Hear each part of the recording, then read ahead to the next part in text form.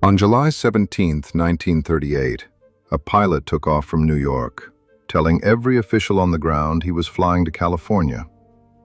28 hours later, he landed in Ireland. He climbed out of his plane, looked around at a crowd of stunned Irish farmers, and reportedly asked, completely straight-faced, "Just got in from New York, where am I?" His name was Douglas Corrigan, and what happened next turned him into one of the most beloved liars in American history. Corrigan wasn't some reckless amateur. He'd actually helped build the Spirit of St. Louis, the very plane Charles Lindbergh flew across the Atlantic in 1927. He installed its engine with his own hands. For over a decade afterward, Corrigan had one obsession: doing what Lindbergh did in a plane of his own. The problem was his aircraft. He'd built it himself out of a battered old Curtiss Robin, patched together from spare parts, with a fuel tank so oversized it blocked his forward view entirely. He literally couldn't see straight ahead. He had to fly looking out the side windows. Federal aviation officials took one look at it and said no, repeatedly. For years, they denied him permission for any transatlantic flight, calling the aircraft unsafe. What strikes me here is how deliberate this rejection was. This wasn't a one-time denial. Corrigan applied and got refused so many times that by 1938, everyone around him assumed he'd simply given up on the idea entirely.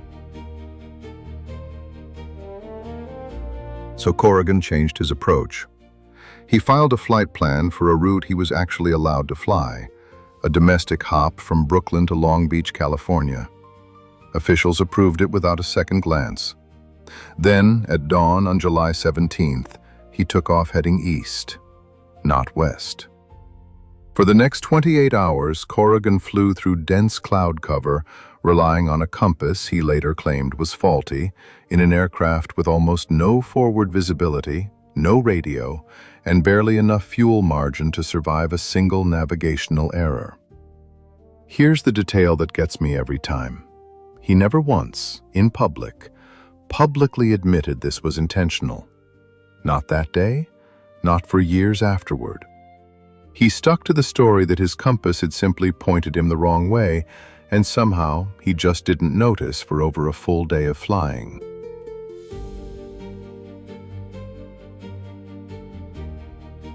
When he landed at Baldonnel Aerodrome outside Dublin, Irish ground crews ran toward the plane expecting an emergency.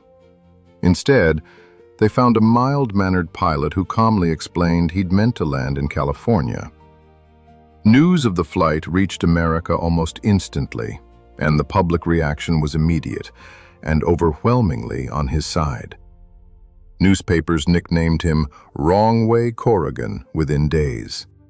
He returned to New York not to a punishment, but to a ticker-tape parade that some estimates suggest drew a larger crowd than Lindbergh's own homecoming celebration 11 years earlier. What I find genuinely moving about this moment is what it reveals about the American public at the time.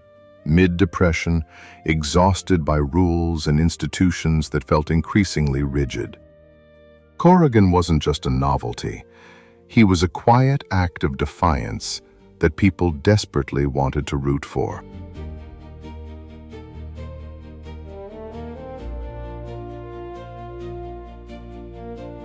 Aviation authorities did technically suspend his pilot's license for all of 14 days, a punishment so minor it was almost a formality.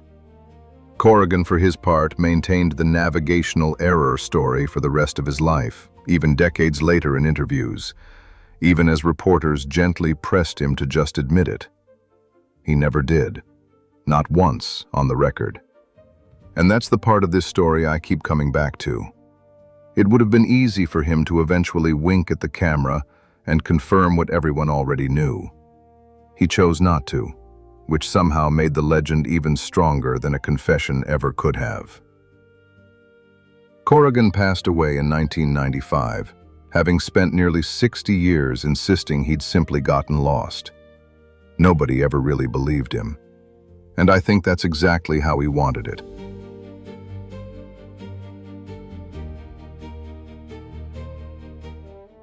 What gets me about this story isn't really the flight.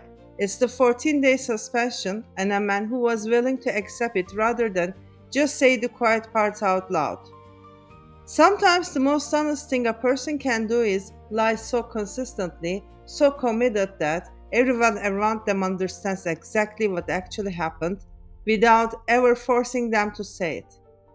If you have got a story like this, a moment in history where the official version and the real version don't quite line up, drop it in the comments. I read every comment. See you in the next video.